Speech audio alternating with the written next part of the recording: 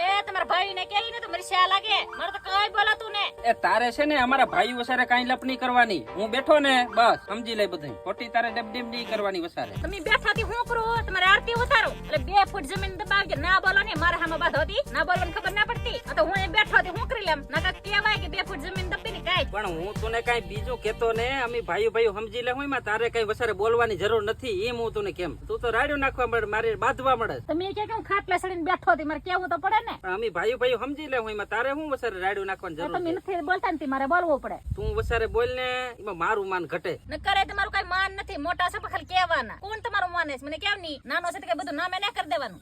હું રાડ્યો નાખો તમે ના, તમારે રાડ્યું બુજ્જુ મને સાંભળે. તે હંભરાવાડ તો રેડિયો નાખો.